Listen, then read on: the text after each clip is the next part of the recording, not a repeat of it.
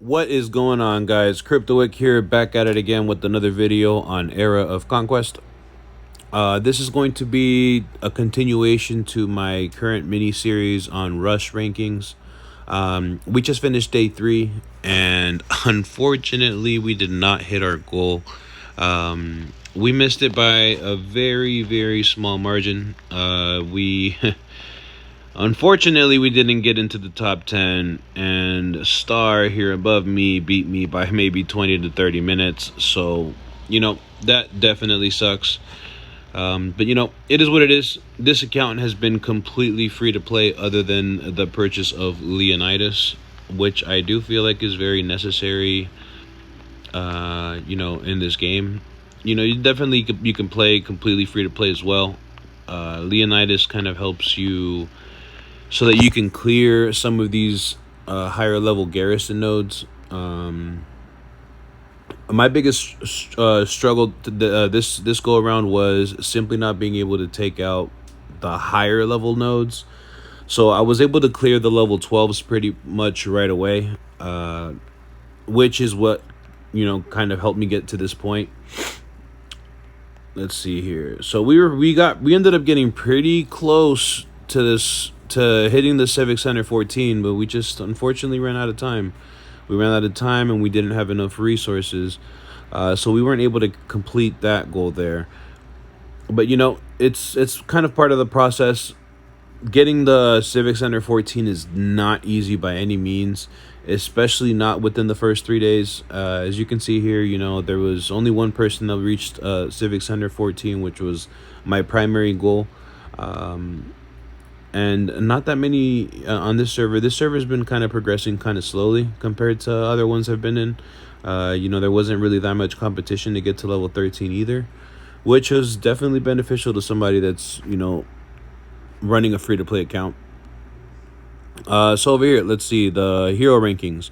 So just to kind of show you how active I've been, I'm currently ranked 3 in the heroes. So my top 6 heroes are combined together level 165. The best thing to do to level up your heroes once you use up most of your stamina is to simply send your heroes down to the other side of the map where the enemies are. The point being is that you come and attack these wagons. Their wagons are always going to be coming in. Sorry, excuse me. And for the most part, as soon as you start attacking these command centers, it pings them right away. And most people, or there's usually somebody that's always online to go and defend. And if there's not, then definitely take advantage of there not being anybody defending, because then you can go ahead and freely get get wagons, and you use those wagons over here in the owl shop to get more and more resources. This is definitely very, very crucial the first 3 days to try to max this out. They are very cheap the first couple of days, and they progressively get more and more expensive. So I always think that it's best to focus on getting as many of these coins as you can, especially throughout the first week, to stay pretty competitive.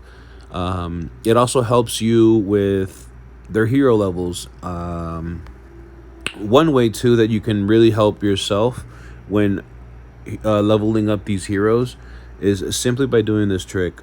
So right here, you see that I just took off all the heroes. Now I'm gonna go ahead and find a lower level rebel. Let me do a level 5 because I don't think I have any skills on him. So let's go ahead and test this out. So you're gonna go ahead and send him by himself. This is pretty tedious. The good thing about getting to day 4 is that you do unlock this magnifying glass. I believe you unlock it on day 3, so you can spawn these rebels in right within your city, so you don't have to go out there and walk so far. So now let's take a quick look. Here you see that him by himself, he gained 11,500 XP, versus when you go out there and you send a full team, this is obviously a bit higher of a rebel, but you can see here how you only get about 4,800 XP per hero. So it is very, very beneficial, especially on the very first couple of days, to do this method. Especially with your top six heroes, because in this rush rankings only the top six heroes matter.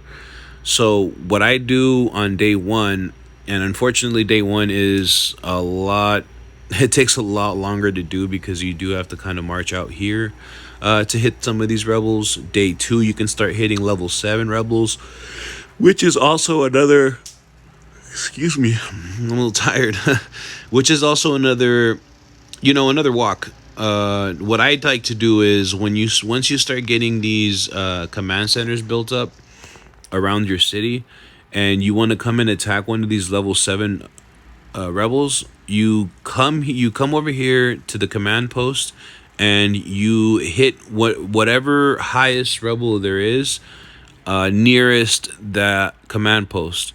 The reason for this is simple. As I'm going to demonstrate here in a second. Let me see.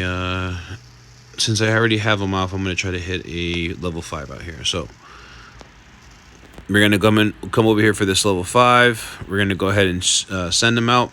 But you see here how it's going to take 45 seconds. That's pretty quick for being all the way out here.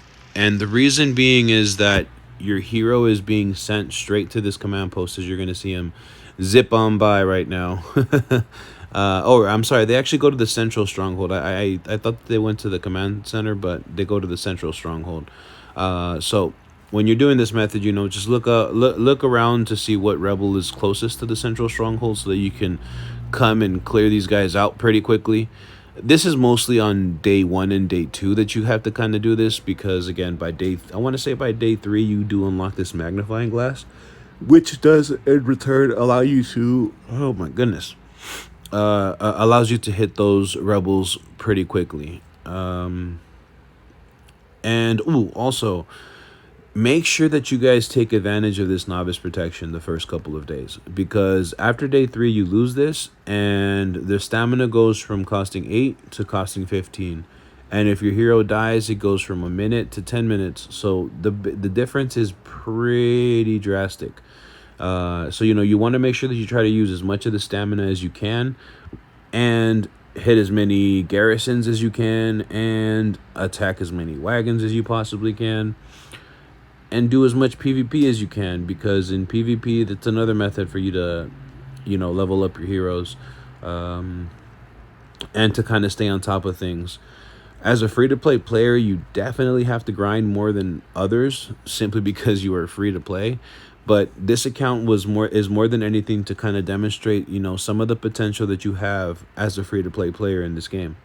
So here you can see I'm rank 7.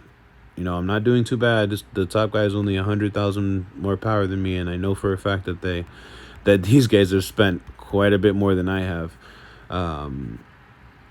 Simply because of some of the battle reports here, you can see that they've purchased Nika Riots, some of the skills that they might have, etc.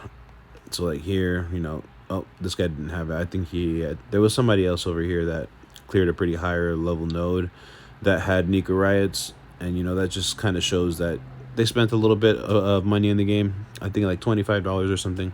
Nothing crazy. I think Nika Riots is definitely very huge early game, because as you can see, he was able to clear a level 14 garrison node there. But yeah, guys, that's going to be pretty much it for day 4. Day 3, unfortunately, like, as you've seen, didn't go quite as planned. But hopefully here for day 4, we are locked in for at least the top 10. And I'm going to try my best to continue to stay in the top 3 and try to push into the top 2.